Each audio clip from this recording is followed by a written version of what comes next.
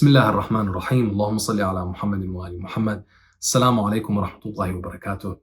As we're in this last episode or last video of this series examining the life and legacy of Imam Ali alayhi salam, as we look at the themes of character and competence, we come to the end of his life and reflect on what it took to keep that message going, what it took to keep that mission going, what it took to keep that movement going. And that Imam Ali alayhi salam, at the end of his life, he was faced with so much turmoil, so much pain, that even as he approached his prayer, which essentially would be one of the final prayers of his final days, when he went to the Masjid of Kufa and he entered the Masjid of Kufa that morning, that Fajr, and he sees the man who he would know to be his assassin, and he would still advise him. He would tell him, because he was concealing his weapon underneath him as he was sleeping on his stomach, he tells him, rise from the sleep of the devil and come and pray. Imagine that. Imagine your assassin, somebody who's out to kill you, you still give him a piece of advice. You still are looking out for them. And then even when Abdurrahman ibn Muljam, his assassin, attacks him in his prayer, the Imam, who from his injuries calls out, Fustu Rabbul Kaaba, I'm victorious by the Lord of the Kaaba, you still have this Imam respond to the attack by saying, don't torture him, right? Don't do anything to him more than what he did to me. This fairness, this justice, and this firmness that he had in making sure that, hey, we're not going to be extreme. We're not going to be intolerant. This mercy, this love that he had, right? Just continues to make us reflect and think about how are we engaging in our lives? How are we being in our lives?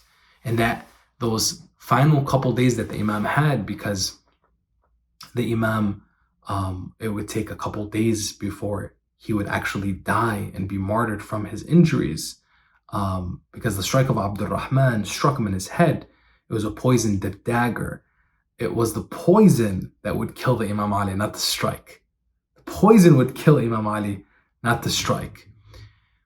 During those last couple days, the Imam spent it in prayer and supplication, and spent it with his adult children nearby, and his children as well. So when you're looking at the last couple days, the Imam is spending it praying, supplicating, and then advising his sons and daughters.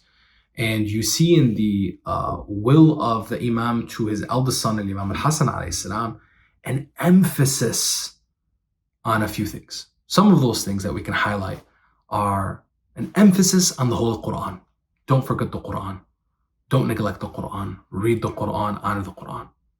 An emphasis on the orphans. Imam Ali alayhi salam was known as the father of the orphans. An emphasis on the orphans. Don't forget about them. Don't neglect them. Take care of them. Protect them. Honor them. When you're looking at the state of the mind of the Imam, you're seeing somebody who, it's not that at the end of his life these things turned on and were being shared. It was a reflection of everything that he did and committed himself to throughout his life, from when he was a child to his final days. And when you're trying to basically bring this all together and look at this complete man, complete human being, the character of the highest level, the competence of the highest level of humanity, you're seeing someone who, in victory and joy, in pain and sacrifice, has the same spirituality and the same commitment to God, has the same kindness and integrity with other human beings. No matter what the situation was, he was consistent. No matter what came his way, he didn't change. you and I shouldn't just be inspired by this, but need to see, well, okay, how do I create this consistency for myself in my life? How do I implement it? How do I make that happen so that even in times of pain, which could lead to suffering, how do I actually take that and grow from it? Imam Ali alayhi salam always had God front and center. His paradigm was God centric. Allah subhanahu wa ta'ala was at the center of everything. His pleasure. You and I, if we try to do that and our paradigm becomes God centric, the decisions we make, the things that we refrain from, is always looking and aligning, what does God want from me right now? And my joy, my happiness, my contentment, which is the most important, is aligned with God, nothing else. That's when I get success. That's when I know, like, all right, I'm really well on my journey and my personal growth and development. That's when I'm like, okay, now I'm really aligning with the sacrifice and the valor and the legacy of Imam Ali alayhi salam. The takeaway from all of this is when we are looking at Imam Ali, the Holy Prophet sallallahu alaihi wasallam, Ahlul Bayt alayhi salam, they are that vessel, that vehicle, that wasila for us to Allah subhanahu wa ta'ala. What was their desire? What did they want? At the end of the day, what did they want? They wanted God. What did they see? They saw God. What did they hear? They heard God. What did they feel? They felt God. You and I, we have this ability to accelerate our relationship with Allah subhanahu wa ta'ala through them, through His most beloved, Muhammad wa Muhammad.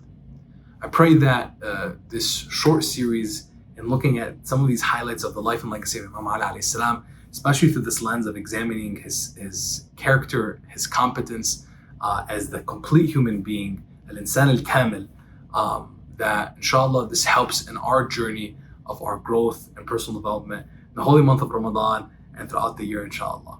هذا والحمد لله رب العالمين وأفضل الصلاة والتسليم على نبينا محمد وعلى آل بيته الطيبين الطاهرين.